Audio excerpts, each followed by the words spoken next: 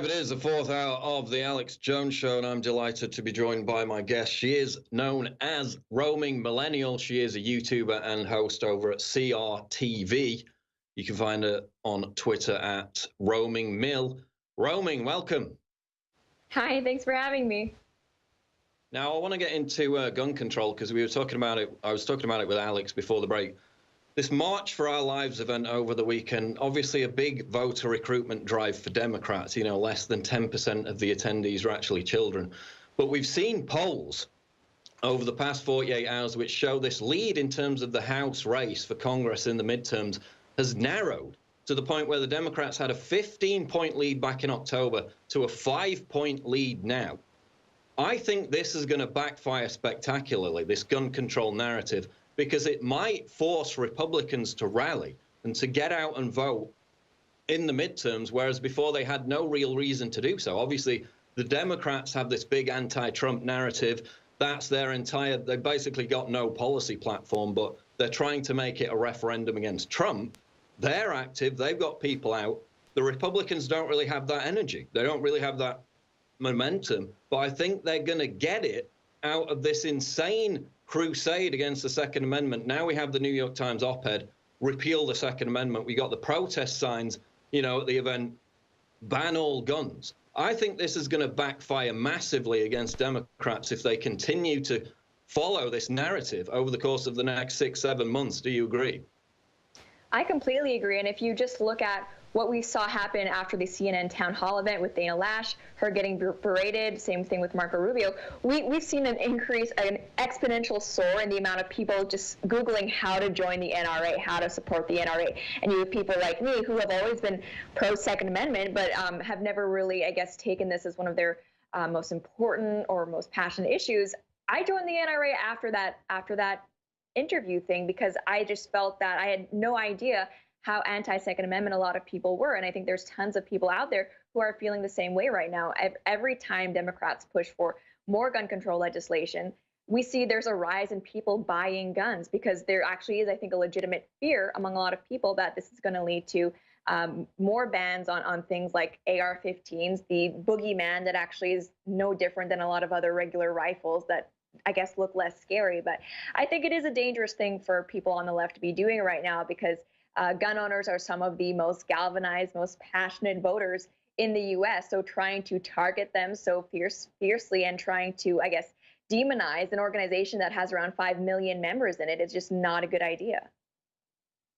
Yeah, and it's like, don't interrupt the enemy when they're making a mistake. It's like I've just said before the break, we should be supporting the Parkland students. We should be amplifying their voice when they get up and say ban all guns. You know, you probably saw the speech from one of them where she said, you know, we'll take an inch, then we'll take a mile regarding the bump stock ban. They're openly coming out and now saying, yes, of course the true agenda is to confiscate your guns, is to repeal the Second Amendment. I wouldn't interrupt them when they're making that mistake. Also, you know, Cernovich made this point earlier, don't argue with teenagers. It's like it's really bad optics to be arguing and pestering teenagers constantly. I think we should support them. I think that it's backfiring massively. And whereas conservative Republicans were so pessimistic about losing the House, you know, just a few months back, these polls show it's narrowing. It's narrowing to probably within the margin of error. This is massive. I think this is a massive strategic error on their part, and I don't think we should interrupt them in doing it. The other angle, which I'll throw to you on, is, you know, within this narrative of gun confiscation, we got the New York Times op-ed today. Never do they talk about the consequences of the final solution of enacting gun confiscation. Roaming, we got 70 million American gun owners who own around 300 million guns. What might the consequences be if just 1% of those gun owners resist giving up their weapons? That's never part of the conversation, is it? Well, I think exactly. And you always hear these protesters who are so passionate about, you know, we'll take it from your cold dead hands, fine. And we've actually seen people with those sorts of signs at the March for Our Lives rally. I don't know how they think they're going to do that, right? I mean, you have this group of people who are by nature ideologically opposed to gun ownership, trying to say that they're coming after the gun owners. with what? With super citizen voting power? That's just not going to work. I mean, and when you have, I think, as many people as you do in the United States who are so fiercely protective of their right to self-defense, and you have these people saying these things, like ban all guns, repeal the Second Amendment, we need to try mandatory confiscation procedures. I think that's just going to scare a lot of people, and it's going to make gun sales go up.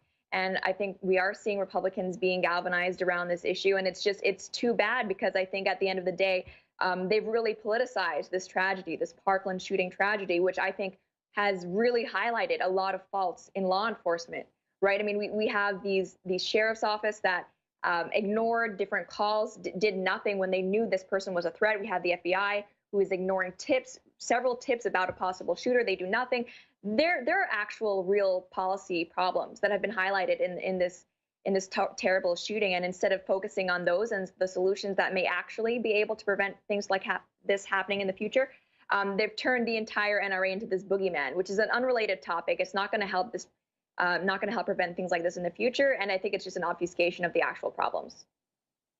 Well, exactly. And I mean, David Hogg probably already is the gun salesman of the year. As he said, the right. Anecdotal evidence, AR-15s flying off the shelves. The Google searches right after the March for Life were buy AR-15, that spiked. NRA membership, that spiked. So it is a rallying point for Republicans, which may not have existed before this whole narrative began last month after the Parkland shooting. But switching gears, you made a video about fat shaming, which is one of my favorite topics, because, this whole fat pride movement really gets to the core of how personal responsibility in our culture is being completely eviscerated. There was a rotund comedian by the name of Sophie Hagen who got angry at a cancer charity for pointing out that obesity is the second biggest cause of cancer. Just explain what happened with that.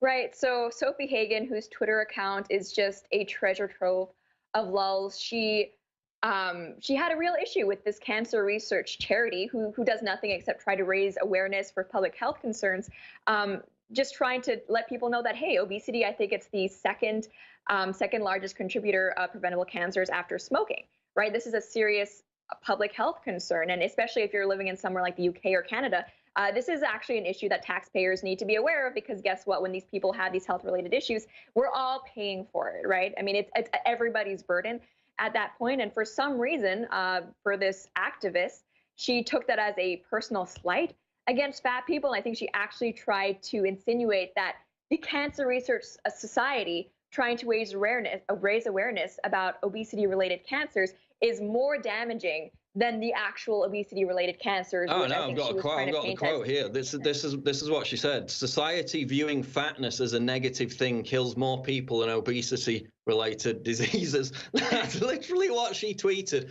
Okay, it doesn't. So 2 billion people worldwide suffer health problems from just being overweight, not even obesity. You've got 4 million people a year dying due to illnesses related to being overweight. It's doubled. Obesity has doubled since 1980. Obviously, that's complete BS. How helpful is it to women, given that this is now basically a feminist movement, to encourage them to follow a lifestyle that literally kills them? It's not helpful at all. And I'm really having a hard time understanding why this has become a feminist issue, why this is something that social justice has taken arms about. And I think it all stems from the fact that these women are insecure about themselves, right? And they want to feel beautiful. And part of the authoritarian feminist, I guess, marching style is to take your feelings and mandate them onto other people, right? So now you have to say that fatness is beautiful. You can't tell us that it's unhealthy because we want to feel good about ourselves, and all of those facts. It's uncomfortable to hear. I think that's the only reason why this is being talked about. Okay, we're heading into a break. We will be back with Roaming Millennial on the other side. This is the Alex Jones Show Live. Don't go away. We'll be back.